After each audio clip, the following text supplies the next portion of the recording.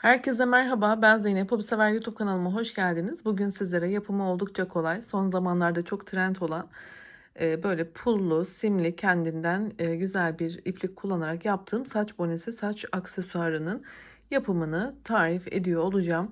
Ben video içerisinde yetişkin boy olarak çalışacağım fakat sizlere kendinize özel, yani kişiye özel nasıl ebatlarını ayarlamanız gerektiğini, çocuk boyunu nasıl ayarlamanız gerektiğini de detaylarıyla anlatıyor olacağım.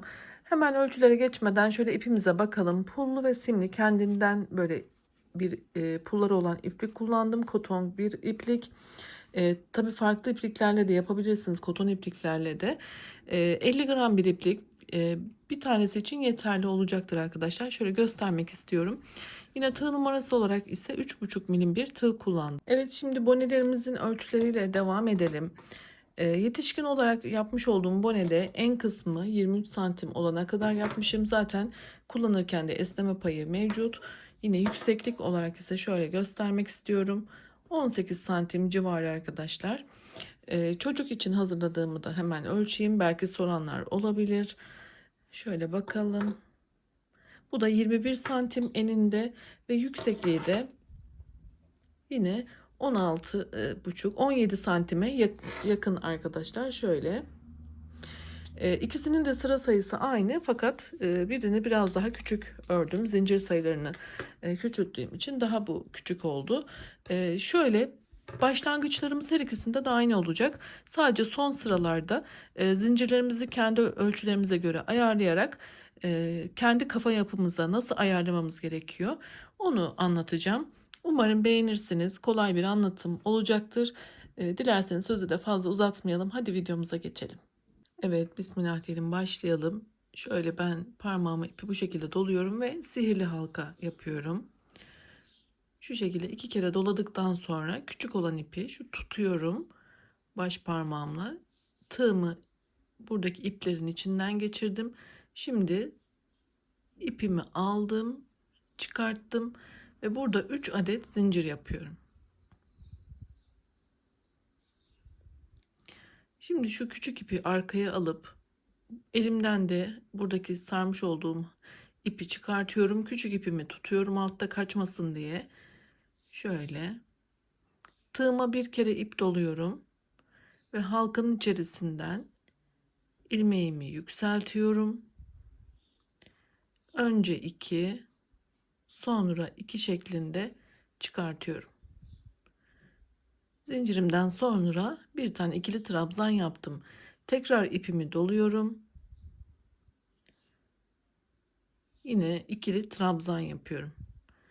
3 zincir 15 tane ikili trabzan olacak şekilde devam ediyorum.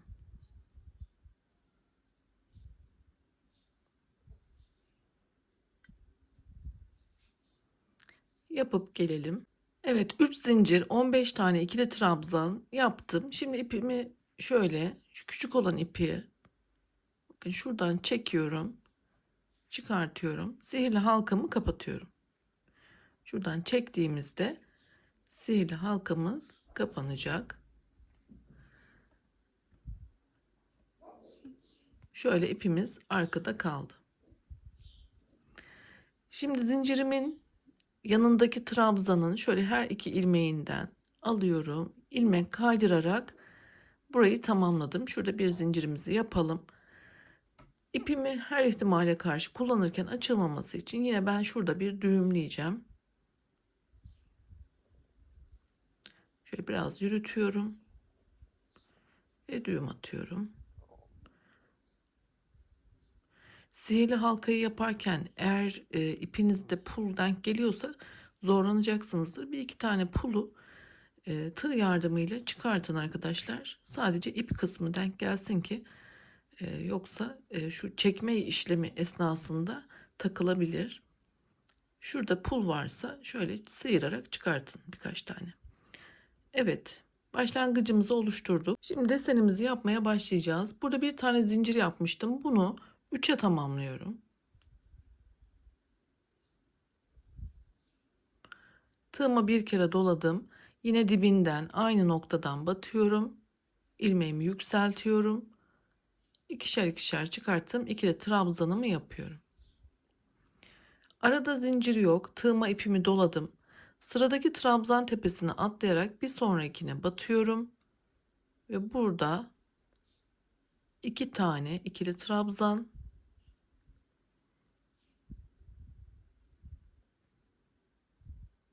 2 zincir, aynı noktada tekrar 2 tane ikili trabzan yapıyorum.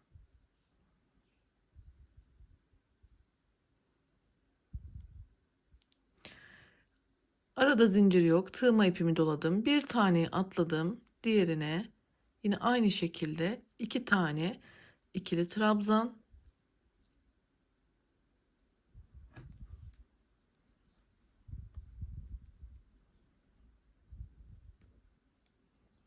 2 zincir, aynı noktaya tekrar 2 tane ikili trabzan yapıyorum. Ve bunu sıra başına kadar devam ediyorum. Bir tane atlıyorum. Burada olduğu gibi 2 tane ikili trabzan, 2 zincir, 2 tane ikili trabzan şeklinde şu noktaya kadar devam ediyorum. Evet, devam ettim arkadaşlar. Bakın şurada zincir ve trabzanla başlamıştık. Fakat burada şöyle su taşı şeklinde 2 tane ikili trabzan, 2 zincir, 2 tane ikili trabzan yapmıştık. Şimdi şuradan başlıyorum. Bakın şu yarım, bunu hala bitirmedim. 1, 2, 3, 4, 5, 6, 7. Bunu da tamamladığımda 8 tane 2 zincir boşluklu su taşlarım olacak. Şimdi devam edelim. 8.'yi tamamlayalım. Bakın sona kadar geldim. Tığıma ipimi doladım. Bu batmış olduğum yere tekrar batıyorum. Burada ikili trabzanlarımdan 2 tane daha yapıyorum. Ve tam bir tur devam edip bitirmiş olacağım. Şimdi şurayı bağlayacağız arkadaşlar. Dediğim gibi bununla beraber 8 tane su taşımız olacak. Burada farklı bir teknik kullanıp üst sıraya o şekilde çıkacağım. Şimdi tığıma ipimi doluyorum. Yapmış olduğum şu zincirin üçüncüsünden batıp şöyle bir tane ilmek çıkartıyorum. Tığımda bekleyen 3 ilmeği tek seferde toplayıp burayı da tamamlamış oldum. Yani burada da bir su taşı şöyle köşe boşluk oluşturdum.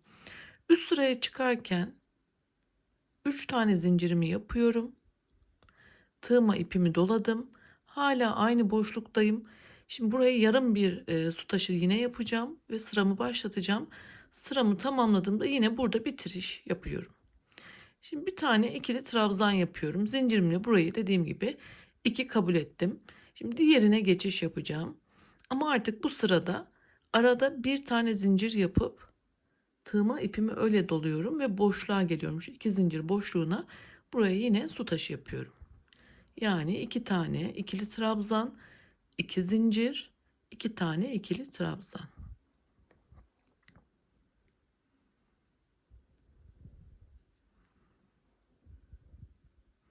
Bakın burayı oluşturduktan sonra diğer su taşının boşluğuna su taşı yapmak için arada bir tane zincir yapıp devam ediyorum.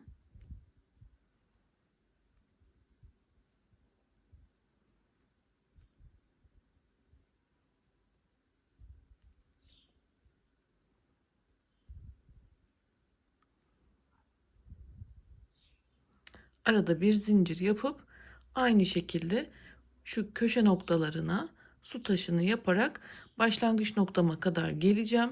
Yine burada sıramı tamamlayıp üst sıraya çıkmayı da yine göstereceğim.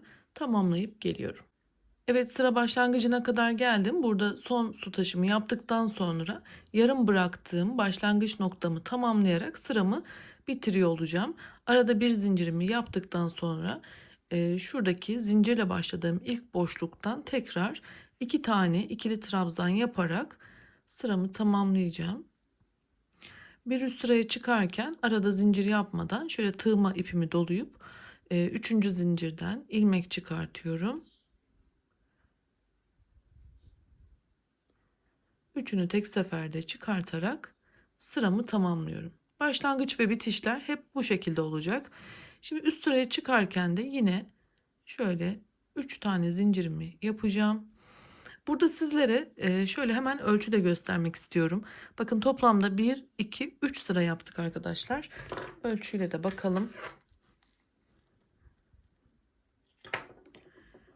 Şöyle 8 santim bir ölçümüz oldu.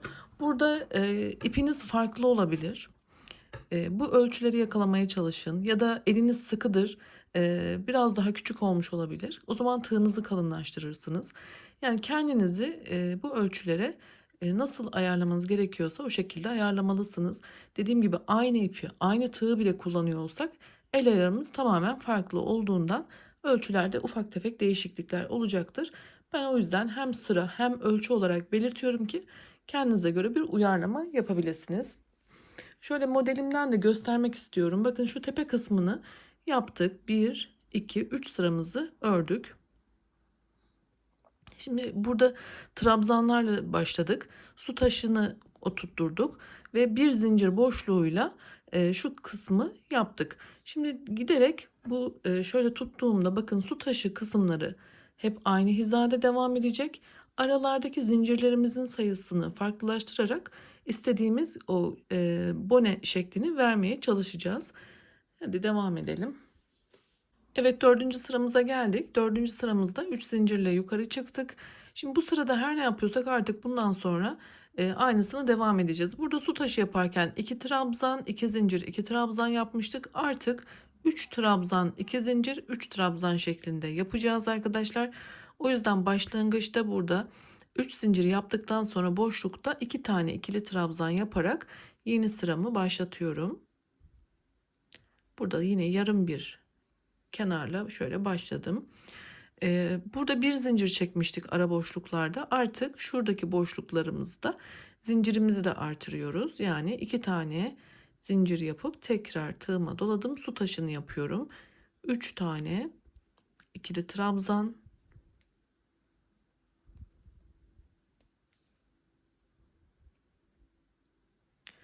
2 zincir, 3 tane ikili trabzan. Bundan sonra artık hep böyle üçlü olarak trabzanlarımızı yaparak devam ettireceğiz. Su taşı yaparken. Bakın burayı tamamladık. Şimdi devam ediyorum. Diğer su taşını yaparken bu ara geçişte 2 tane zincir yapıyorum. Dördüncü sıramda. Bakın şurada 1'di. Şimdi 2 oldu. Şimdi buraya da 3 tane su taşı yaparken 3 tane trabzan yapacağız. Su taşlarını tamamlarken. 3 tane yaptım. Arada 2 zincir. Tekrar aynı yere 3 tane ikili trabzan.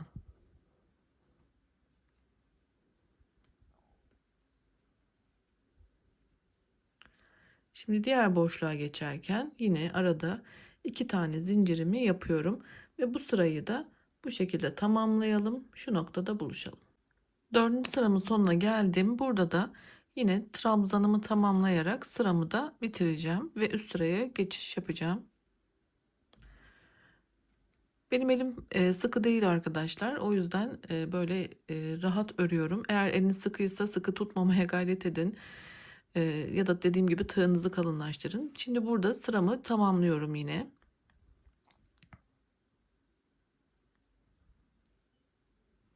Şuradan zincirime batıyorum. Sıramı bitirdim. Bakın 1, 2, 3, 4. 5. sıramıza başlıyoruz. 3 tane zincir. Yukarı çıktık. Burada yine 2 tane trabzan yaparak yarım bir şekilde başlıyorum. Şimdi su taşı arasındaki zincirimiz 1'di. 2 yapmıştık. Bu sırada da 3 tane yapıyoruz. 3 zincirimi yapıyorum. Şimdi buraya geçiyorum. Burada da su taşını yapıyorum. 3 tane ikili trabzan.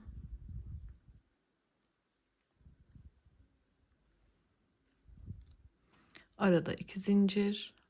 3 tane ikili trabzan. Aynı boşlukta tamamladım.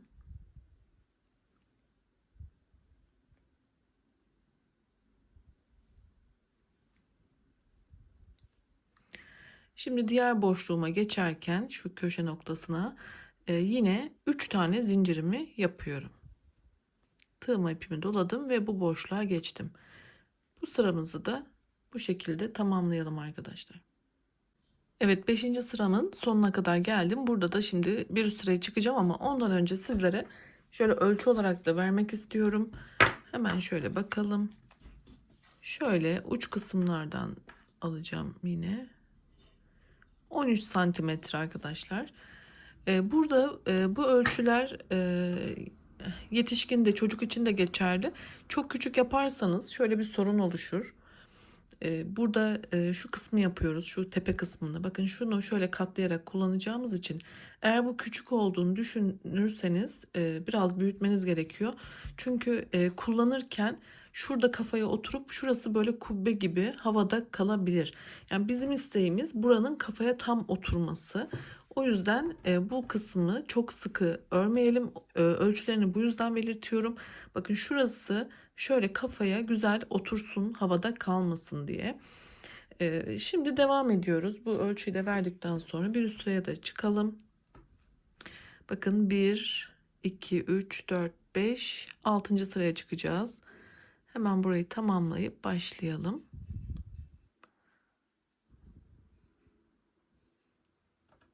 Şuradan batalım.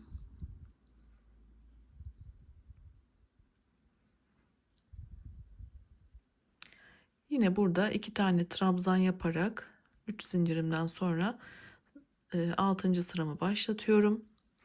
Şimdi şurada bir zincir yapmıştık boşlukta, 2, 3, bu sırada da 4 tane zinciri artırıyoruz. Devam ettim. Buraya da yine su taşını yapıyorum.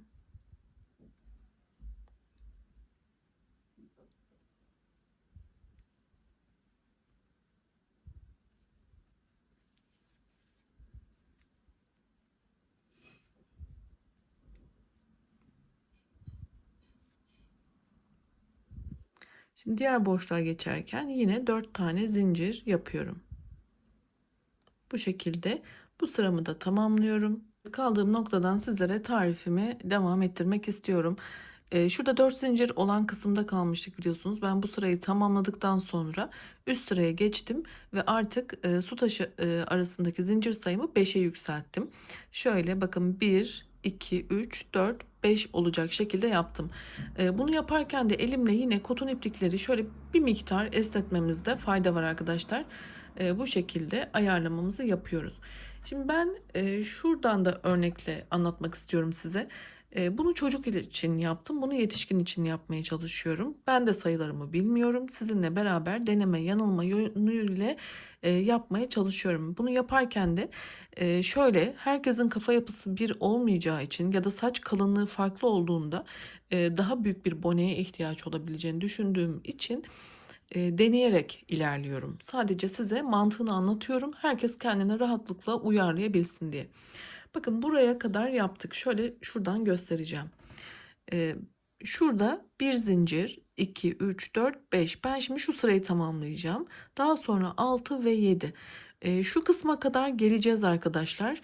Zaten bu bize bonemizin artık nasıl ilerlemesi gerektiğini anlatıyor olacak. Her sırada şöyle kafanızda ölçerek yaparsanız daha sağlıklı olacaktır. Bu zincir sayılarını artırıp azaltmayla bonemizi kendimize uyarlayabiliyoruz. Buralar aynı ilerliyor.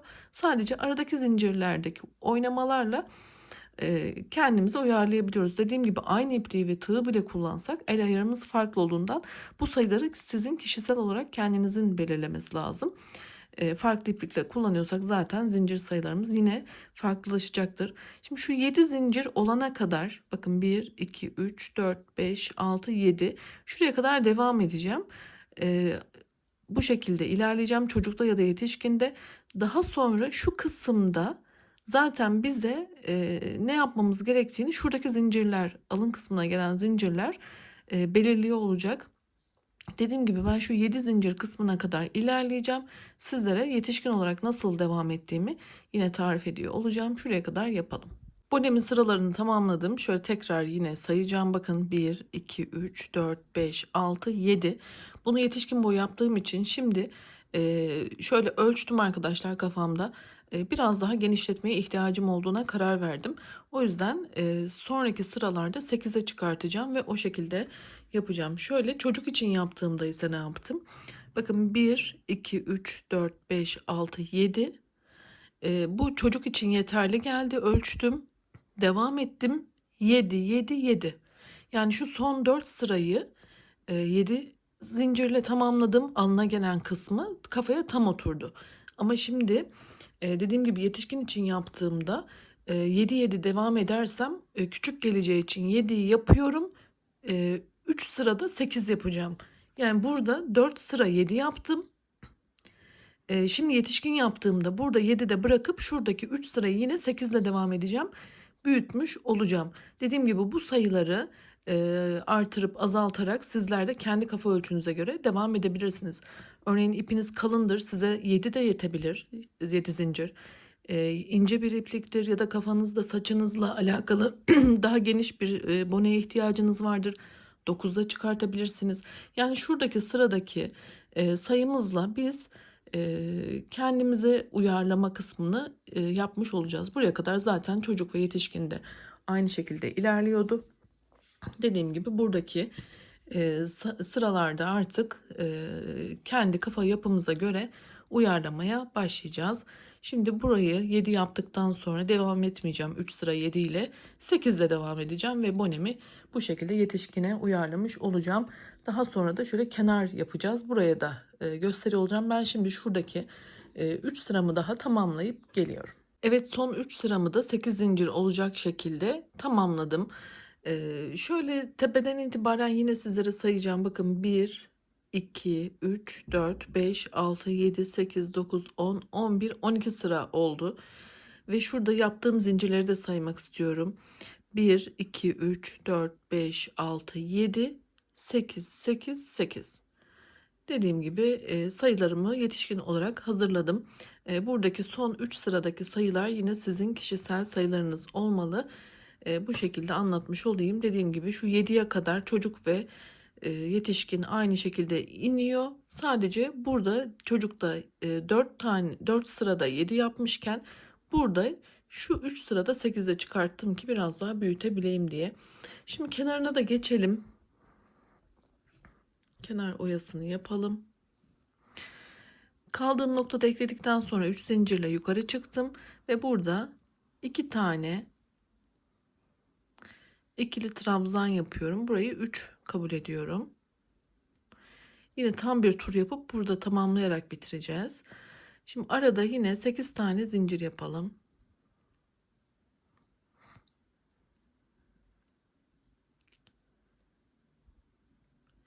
Ben 8 zincir yapıyorum ama sizler şu sırada ne sayıda yaptıysanız onu uygulamalısınız.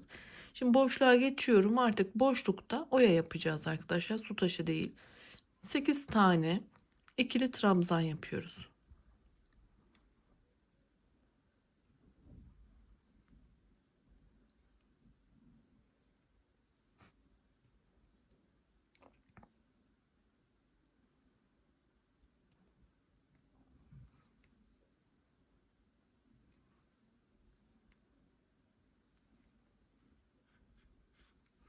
Şu şekilde 8 tane yaptık. Şimdi aralarda yine 8 tane zincir yaparak diğerine geçeceğiz. Ve bunu tam bir tur devam ettireceğiz. Artık su taşı yapmıyoruz. Bu şekilde 8 trabzanla şu boşluklarımızı dolduruyoruz. Şuraya gelelim. Burada bitirişi de gösteriyor olacağım.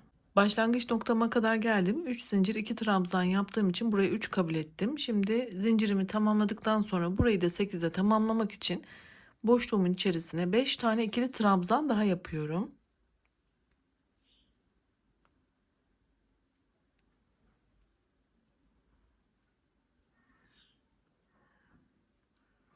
Ve artık bonemiz bitti arkadaşlar.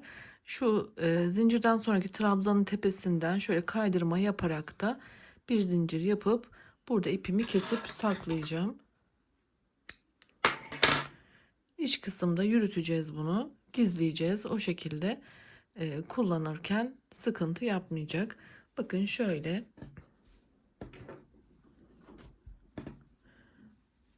Elimizde de şöyle formunu verelim. Gayet güzel oldu. Umarım beğenmişsinizdir. Şöyle çocuk boyunu da yine göstermek istiyorum. Bakın iki farklı boyutta çalışma yaptık. Daha önce sizlere şöyle bandana şeklinde de üçgen olarak da yine bu iplikle yaptım. Işıl ışıl. Dileyenler bunu da yapabilirler. Videomun sonundaki oynatma listemde yer alacaktır. Evet, beni izlediğiniz için çok teşekkür ediyorum. Yeni videolarda görüşmek ümidiyle sağlıkla kalın, hoşça kalın.